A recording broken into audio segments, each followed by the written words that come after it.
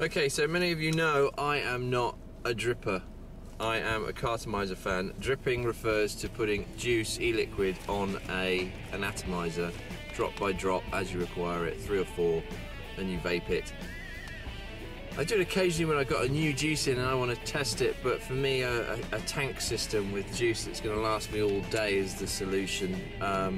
So when I got my IGO-L, I think I've actually discovered a dripping atomizer that I can get on with. I vaped all last night at my desk. Now the question is, can I get through a day dripping? So I'm catchily calling this video diary Day Drippers. And off we go. So I've got my bag of Griswold juice here, plus 1 trip hammer. And I am looking for the whiskey cream. There it is. So obviously it's a pretty bad idea to drip and drive. Not just a bad idea, it's don't do it. Don't do it, kids. Don't drip and drive. So the thing with the IGO-L is that it's got quite a lot of wick in it, and the seals are really good at the bottom, which means you can really soak the wick, and it should see me to work. If not, I have got my trusty old Vision on an auto battery. So again, I'm just going to line up the air hole with the wick, like so. And that should do it. And I'm off. Got my bridge money, my phone's charging, and I got my e-cig. So that's on a lava tube at 5 volts.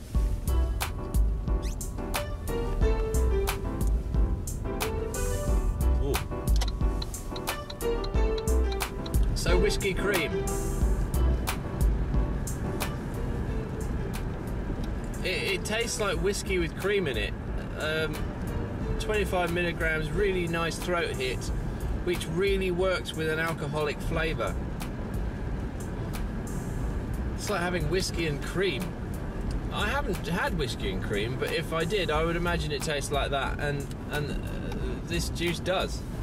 So I think the reason why I haven't been a dripper in the past is because I've found dripping atties to be quite leaky if you overfill them.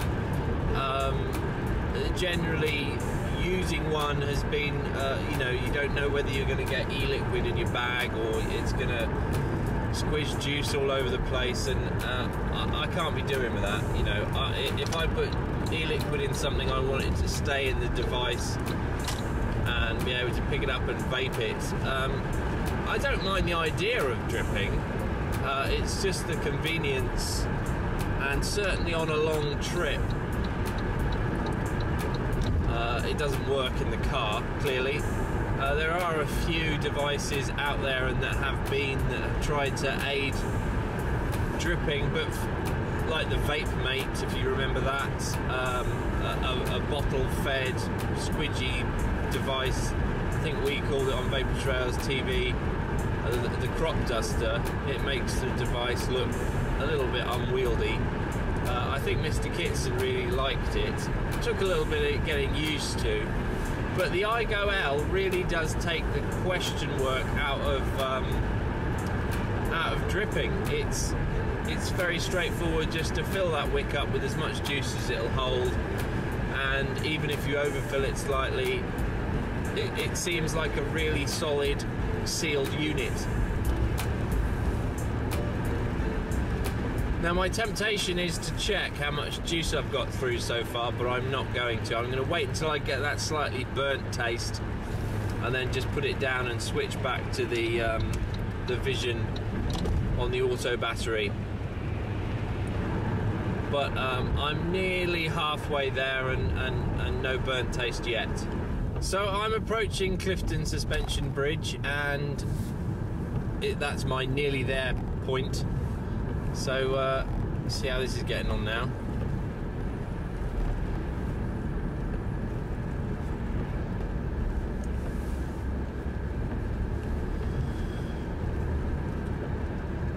Lovely. Still feels as though it's fresh. Still feels as though it's got lots of juice in it. So the rest of the day is pretty much spent in close proximity to a desk. So that should be pretty straightforward.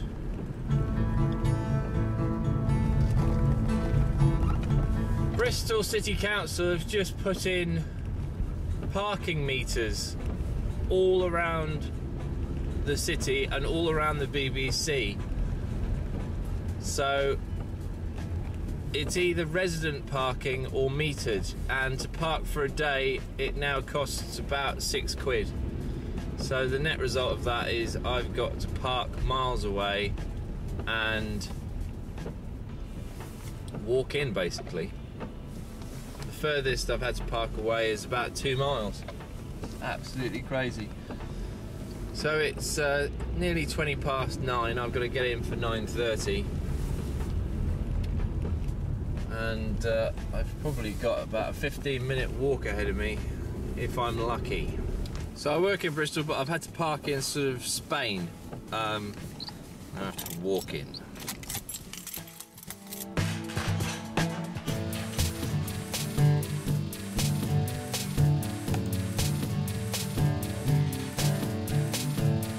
So I made it to work and still treating me well.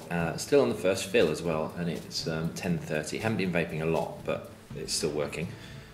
Annoyingly, I can't find my whiskey cream juice. I thought I put it in my bag, but I might have left it in the car. I hope I left it in the car. So I've got another selection of juices here, so I'll be cracking through those in a minute, but this is treating me well.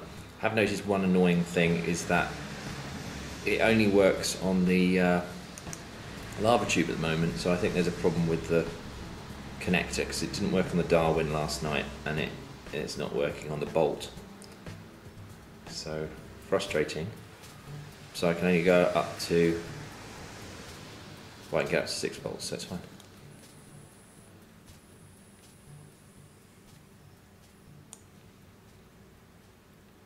Lovely.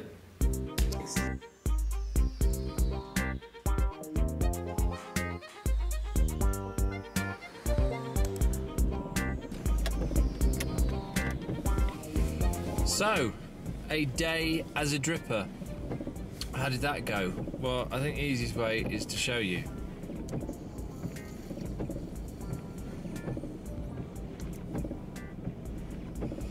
I'm on the Stardust. Why? Well, it was working until about 2 o'clock. After lunch, all the juices I had with me were 24 milligrams. In here I've got 36 milligram RY6, and I started, no matter how much I was vaping on the dripper, I was starting to get that feeling that I needed to vape, and that made that feeling go away. So once I had this, I pretty much stuck with it and vaped pretty much half a tank.